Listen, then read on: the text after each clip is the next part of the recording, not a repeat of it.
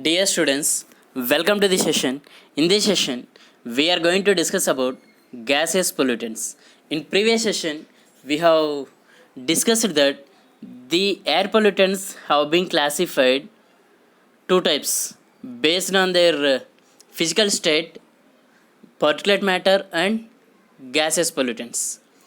About particulate matter, we have discussed in previous session, and in this session, we are going to discuss about gaseous pollutants.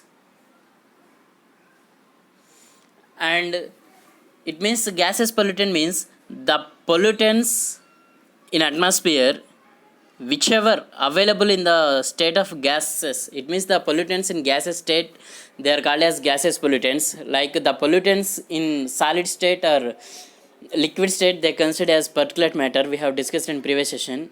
And the pollutants in gaseous state are considered as gaseous pollutants. And we know that there are number of gaseous pollutants are there, either natural gaseous pollutants or either anthropogenic gaseous pollutants. We are having number of gaseous pollutants like oxides of sulfur, oxides of carbon, oxides of nitrogen, hydrogen sulfide, chlorine, fluorides, and hydrocarbons, carbonic gases like peroxyacetyl nitrate.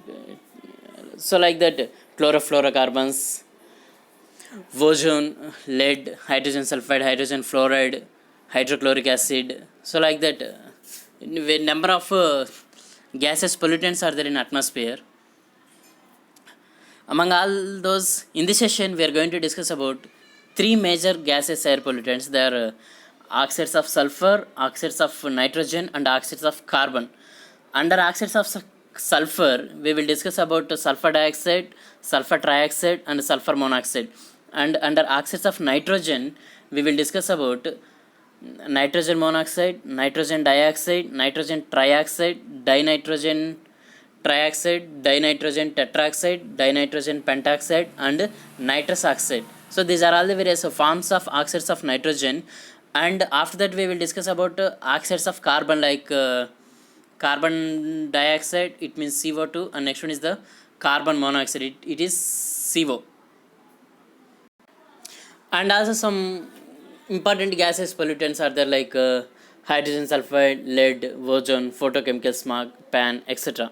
So first of all, we see about sulfur dioxide. It come under oxides of sulfur, and under all oxides of sulfur, sulfur dioxide is the major gaseous pollutant. Not only among oxides of sulfur, among all gaseous air pollutants, sulfur dioxide is the major air pollutant. It means it is responsible for the approximately 70% of world's air pollution is caused by sulfur dioxide only. You can see here, sulfur dioxide is one of the principal constituents for air pollutants. Sulfur dioxide is the basic air pollutant among all oxides of sulfur. Okay. Sulfur dioxide is a colorless gas with the characteristic pungent odor. What is colorless? Colorless is nothing but the attractive capacity between molecules. It means the various two or more sulfur dioxide molecules, they can join together and then they will become like a single sulfur dioxide molecule. That property is called as sulfur coalesce, and such a coalesced particles are highly dangerous than normal molecules. Okay, you can see sulfur dioxide is a coalesced gas with characteristic pungent odor. It is moderately soluble in water.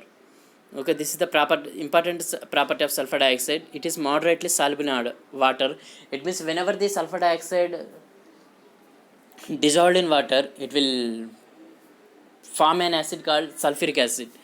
Okay, in atmosphere it get oxidized and form sulfur trioxide. You can see sulfur dioxide is a primary pollutant. Directly it is emitting in the atmosphere from its source, and once it is emitted into atmosphere, it will get oxidized in atmosphere, and then it will produce a substance or a gas called sulfur trioxide. Here sulfur trioxide is a secondary pollutant, and sometimes sulfur trioxide also called as primary pollutant. Like sometimes sulfur trioxide directly emitted from their sources into atmosphere. It means from thermal power plants and from petroleum refineries, sulfur dioxide will be evolved into atmosphere. Also sulfur trioxide will be evolved into atmosphere. And from some industries like paper industries, or from automobiles, and from burning of organic matter or organic waste, sulfur dioxide only will be evolved into atmosphere. In atmosphere, that sulfur dioxide gets oxidized and then it will produce sulfur trioxide. It means sulfur dioxide is always primary pollutant, and sulfur trioxide is sometimes primary and sometimes it acts as secondary pollutant. Okay na? This is about sulfur dioxide. You can see in this session we see about various sources of sulfur dioxide, various effects of sulfur dioxide, like that we will see here. In polluted atmosphere, sulfur dioxide reacts photochemically or catalytically with other chemicals or pollutants or normal atmospheric constituents to form sulfur trioxide, sulfuric acid, and salts of sulfuric acid. It means you can see photochemically, catalytically, photochemically,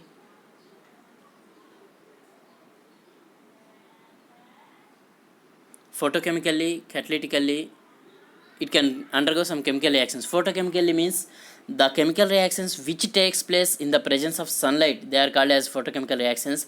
And the chemical reactions which takes place in the presence of some substances which does never involve in reaction but which increase the rate of reaction, such substances are called as catalyst. Okay na? So in the presence of sunlight or in the presence of any catalyst, this sulfur dioxide can undergo some chemical reactions in atmosphere and then it will produce some secondary pollutants like sulfur trioxide, sulfuric acid, and the salts of sulfuric acid, and also it will produce ozone sometimes in atmosphere. Okay na?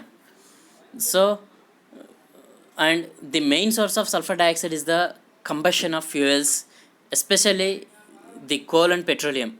And the sulfur content in coal is up to 4%, and the sulfur content in petroleum is up to 5%.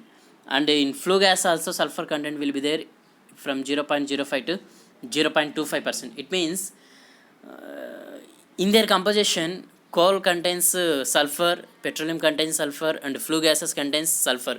And whenever we burn these or whenever we combust these flue gases, these fuels or flue gases, they gets oxidized and then they will produce sulfur dioxide into atmosphere.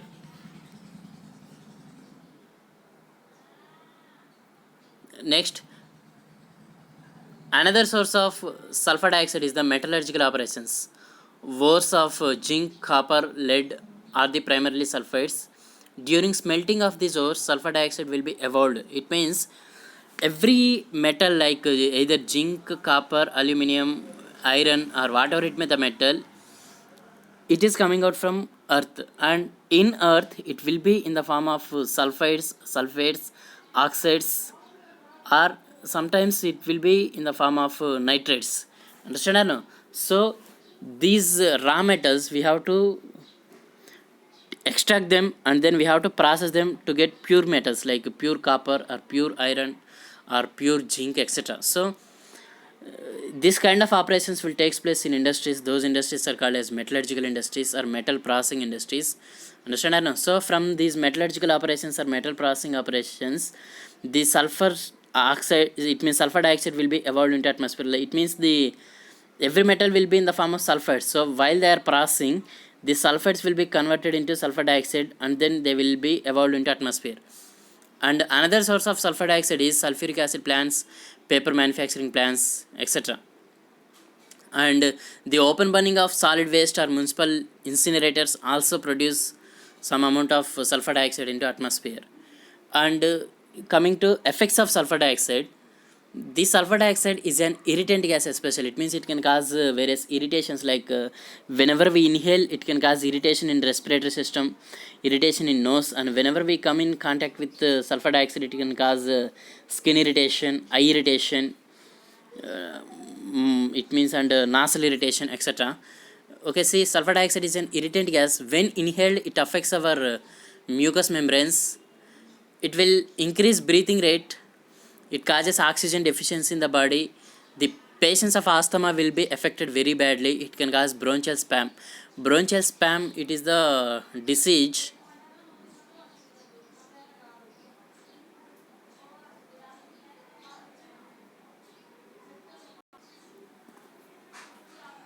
Bronchial spasm is a disease. Okay, and the patients of asthma will be affected very badly due to sulfur dioxide, and sulfur dioxide is responsible for causing acidity in fogs. It means whenever the sulfur dioxide emitted into atmosphere, it will produce sulfur trioxide also. This sulfur dioxide and sulfur trioxide both can react with the water vapor in atmosphere, and whenever precipitation taking place, they can also react with precipitation. And whenever fog or snow or ice dispersion takes place, they can also react with fog or such ice dispersion, and then they make atmosphere acidic in nature. And this sulfur dioxide also reacts with the smoke. It means the sulfur dioxide can react with the fog and smoke, and then they will produce a smog in atmosphere. And also it is the sulfur dioxide is the major source of corrosion of buildings and metals in atmosphere. Okay na? So as per NACS means National Ambient Air Quality Standards, the permissible limit for sulfur dioxide concentration in atmosphere is 50 micrograms per meter cube. So up to now we have discussed that sulfur dioxide is an irritant gas. It can cause various respiratory diseases, and also it can cause various especially the people who are having asthma will be affected very badly due to sulfur dioxide. And also it can react with the fog, it can react with the smoke, and it make the atmosphere acidic in nature. And sulfur dioxide is the, it means it is the region behind the acid rain, and also it can cause corrosion to stones and as well as metals. And as per NACS, the permissible limit is 50 micrograms per meter cube. Next pollutant is carbon monoxide. Under oxides of carbon, we are having carbon dioxide and carbon monoxide. And among all the air pollutants, carbon monoxide is the highly poisonous gas. You can see here, carbon monoxide is a colorless gas, it is odorless gas, it is highly poisonous gas. It produced into atmosphere when organic materials like methane, coal or wood are completely burned. And also it means the main source of carbon monoxide in the atmosphere is burning of organic materials, and also burning of fuels like coal and petroleum. And also some reactions taking place between hydrocarbons, the carbon monoxide will be evolved into atmosphere. You can see vehicular exhausts are the single largest source of carbon monoxide, and poorly maintained vehicles and those are having inefficient engines without being fitted inadequate pollution control devices release greater amount of carbon monoxide. You can see here the sources of carbon monoxide are automobiles, it means vehicular exhausts, and burning of organic substances. Understand or no? And also it means the vehicle are which are not maintained properly, or which are not fitted with pollution control devices, they can release greater amount of carbon monoxide into atmosphere. And carbon monoxide possesses about 200 times affinity for blood hemoglobin than oxygen. It means hemoglobin can react with oxygen, and then it can take the oxygen. It means through blood hemoglobin takes the oxygen, or it can supply the oxygen among various body parts, various organs of our body. Okay na? You can see here hemoglobin, see carbon dioxide when we inhale, it reacts with the hemoglobin, and then immediately it reacts with hemoglobin, and then it will produce a product called carboxyhemoglobin. It stops the oxygen supply in body tissues. Understand or no? Okay, this is the important thing you have to remember, that what is carboxyhemoglobin. Whenever we inhale carbon monoxide, that carbon monoxide reacts with hemoglobin in our body, and then it will produce a substance called carboxyhemoglobin. That carboxyhemoglobin stops the supply of oxygen among our body organs. And next one is the low levels of carbon monoxide inhalations produce symptoms like headache, dizziness, reduction in reaction time, etc. Understand or no? And at higher levels they can cause difficulty in breathing, and sometimes they can cause death. So these are all the various effects of carbon monoxide. Especially the carbon monoxide at higher levels, they can cause heart attacks, and also sometimes it may, whenever we inhale carbon monoxide, it can also affect our nervous system, and then sometimes people will undergo coma, and especially it can cause heart attacks and difficulty in breath, and sometimes it may cause death. At low concentrations it can cause headache, dizziness, etc. and it means the people who died with inhalation of carbon monoxide, their blood will be in pink color, because carboxyhemoglobin will be in pink color, hemoglobin will be in red color, carboxyhemoglobin will be in pink color. So the people who died with inhalation of carbon monoxide, their blood will be in pink color. Okay na? And one more thing, this is the good thing about carbon monoxide, it is the highly poisonous gas among all the air pollutants. But fortunately carbon monoxide is not a permanent pollutant, since natural process do convert carbon monoxide to some other compounds that are not harmful. It means whenever the carbon monoxide emitted into atmosphere, it will be act like carbon monoxide, but within hours or within minutes the carbon monoxide will be disappeared from the atmosphere, and then it will be converted into some other compounds which are harmless. Understand now? So this is the good thing about carbon monoxide. And the maximum permissible limit for residential areas is 4 milligrams per meter cube. For industrial areas, 10 milligrams per meter cube. And the next important pollutant is the oxides of nitrogen. Oxides of nitrogen are second most abundant air pollutants in many cities, ranking next to sulfur dioxide. It means sulfur dioxide is causing large quantity air pollution. After that, oxides of nitrogen causing large quantity of air pollution next to sulfur dioxide. You can see highest concentration of oxides of nitrogen is gaseous emissions occur in effluents from industries where nitric acid producers are nitric acid involved in some chemical reactions. Understand or no? It means the major source of oxides of nitrogen is thermal power plants and automobiles, and incineration of organic matter. It means the incineration of municipal solid waste, and the industries which utilize nitric acid are the industries which produce nitric acid. So these are all the major source of oxides of nitrogen. And you have to see that there are 7 forms of oxides of nitrogen are there in atmosphere. Like N2O, it means nitrous oxide, nitrogen monoxide or nitric oxide, it is NO, and nitrogen dioxide, it is NO2, and nitrogen trioxide, it is NO3, dinitrogen trioxide, it is N2O3, dinitrogen tetroxide, it is N2O4, dinitrogen pentoxide, it is N2O5. So these are all the various 7 forms of oxides of nitrogen in atmosphere. Among all these, NO2 are the primary pollutants, and remaining all are secondary pollutants, and sometimes NO3 act as primary pollutant. It means NO2 and NO3 are primary pollutants, and remaining all are secondary pollutants. And NO3 sometimes it acts as primary pollutant, and sometimes it may enter into atmosphere as secondary pollutant. See here, NO2 are primary pollutants. NO is extremely harmless at low levels, and at high levels it is most dangerous. And especially nitrogen monoxide can cause respiratory problems, and nitrogen monoxide also can combine with hemoglobin in our body. Understand or no? And it can combine 3 lakhs times faster than oxygen, and at larger concentrations they may cause quick deaths. Understand or no? So nitrogen monoxide can reacts with hemoglobin, and also at larger concentrations only. At small concentrations nitrogen monoxide can never cause any health effects. And understand or no? Sometimes nitrogen monoxide can cause death, and nitrogen dioxide causes eye irritation, nose irritation, and respiratory problems.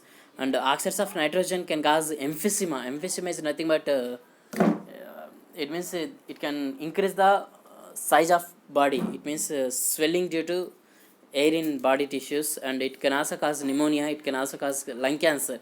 It means these are all the various health effects of nitrogen monoxide and nitrogen dioxide. Especially nitrogen monoxide can cause at higher concentrations only it can cause respiratory problems, cancers, and death. Understand or no? And nitrogen dioxide can also cause pneumonia, lung cancer, and emphysema, and also it is nasal irritation.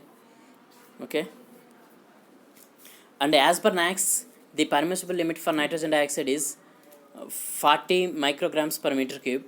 It means the value is equal to 0.02 milligrams per meter cube. And if the concentration of nitrogen dioxide is above 40 to 50 milligram per liter, it means if it reaches 40 to 50 milligrams per liter in atmosphere, milligrams per meter cube in atmosphere, they can cause high respiratory problems, and sometimes they may cause death. Nitrogen dioxide or oxides of nitrogen more significant in producing secondary pollutants like ozone. It means whenever the oxides of nitrogen, especially nitrogen dioxide, emitted into atmosphere, in the presence of sunlight or in the presence of UV rays, it can react. It can be splitted into NO plus O. Here you can see here, in the presence of UV rays, NO2 splitted up into NO and O. This O reacts with O2 and then produce ozone in atmosphere. And also oxides of nitrogen in atmosphere reacts with water vapor or precipitation, and then they produce nitric acid in atmosphere. It means oxides of nitrogen are also reason behind the acid rains in atmosphere. And the next important pollutant is the lead. It means the major source of lead are aerosols, fumes, sprays. It means these are all the various forms of lead in the atmosphere. Mostly the lead available as aerosols, fumes, sprays, gases or vapors. And lead is a colorless gas. You can see the major source of lead are automobiles, coal mines, etc., or thermal power plants. And especially the lead in human body, it can reacts with it means it can affects the nervous system. It means it can affect nervous system and it can affect human brain.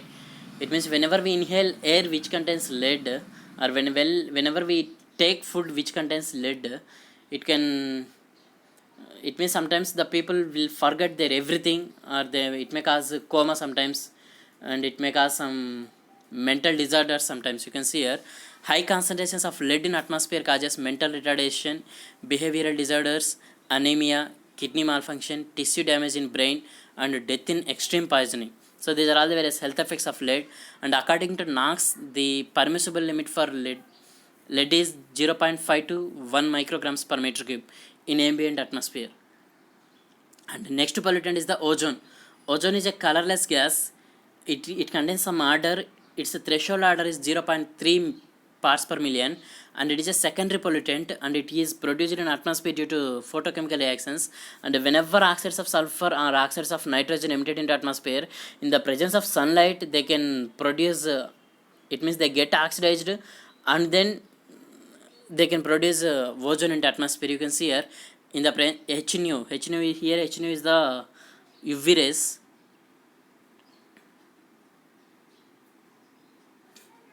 You can see here NO2 in the presence of UV rays, it can produce NO and O. Okay, na? And that O reacts with oxygen and then it will produce O3. Understand or no? And sulfur dioxide also reacts with oxygen in the presence of sunlight, and then it will produce ozone. You can see here SO2 reacts with sunlight producing SO2, that SO2 reacts with O2 producing SO4, that SO4 reacts with O2 producing SO3 plus O3. So this is the chemical reaction in the formation of ozone through sulfur dioxide, and this is the formation of ozone through oxygen, and this is the understand or no? So in the presence of sunlight, oxygen gets split up into O plus O. That O reacts with O2 and then produce O3.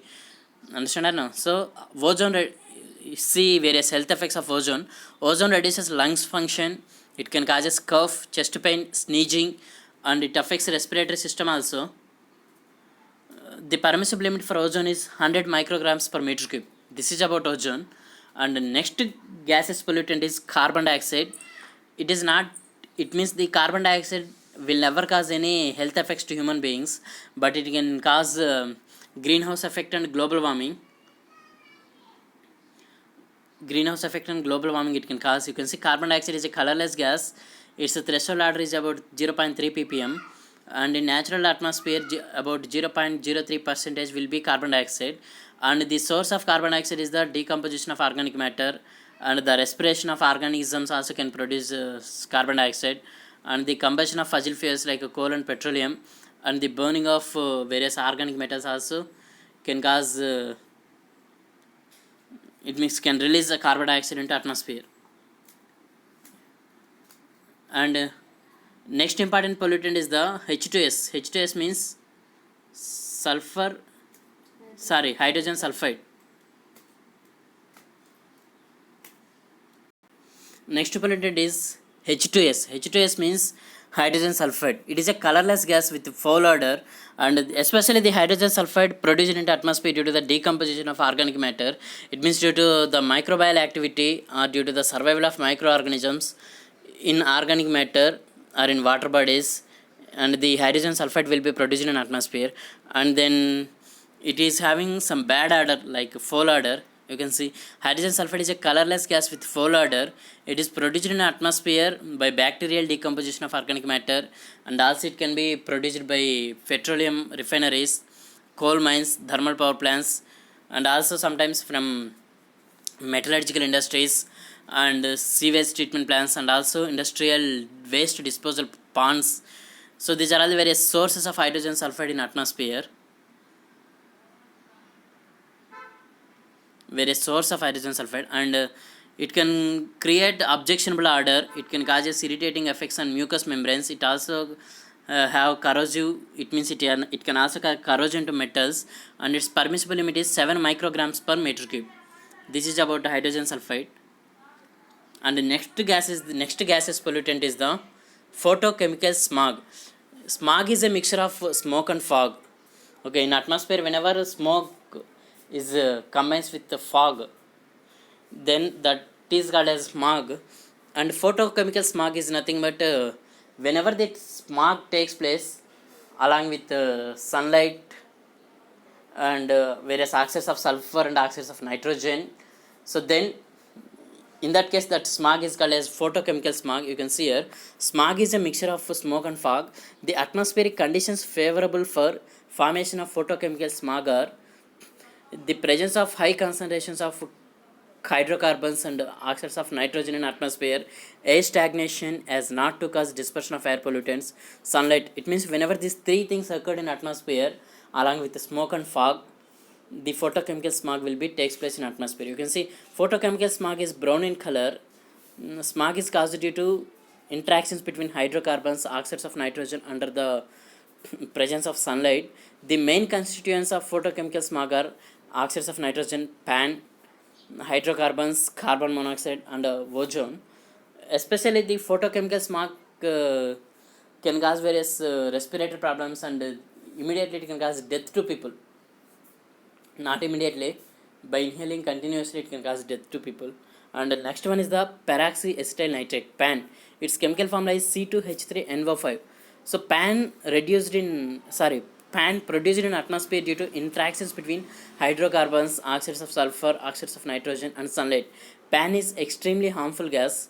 It causes lung cancer. It can enter deeper into lungs. PAN also causes cough, chest pain, etc. So these are all the various effects of PAN, and these are all the various important gaseous pollutants what we have discussed in this session. In this session, we have discussed about oxides of sulfur like sulfur dioxide, and oxides of nitrogen like nitrogen monoxide, nitrogen dioxide, nitrogen trioxide, and what are the health effects of them, and what are the permissible limits for sulfur dioxide and nitrogen dioxide. And we have also discussed about carbon monoxide, and also we have discussed about various important pollutants like ozone, lead, hydrogen sulfide, photochemical smog, and PAN. Understand or no? So this is about gaseous pollutants, and I will conclude now first unit. In first unit, we have discussed about what are various air pollution episodes, and what is air pollution, what is air pollutant, and what are the classifications of air pollutants, and what are the classifications of air pollution sources. And based on the physical state of air pollutants, the air pollutants have been classified as particulate matter and gaseous pollutants. In this session, we have discussed about gaseous pollutants. It means gaseous state pollutants. Understand or no? So whatever the pollutant like particulate matter or gaseous pollutant, they can cause air pollution, and they can affect the equilibrium of environment, and also they can cause various health effects to human being, and also they can cause various economical losses to human beings. So this is about first unit. Thank you.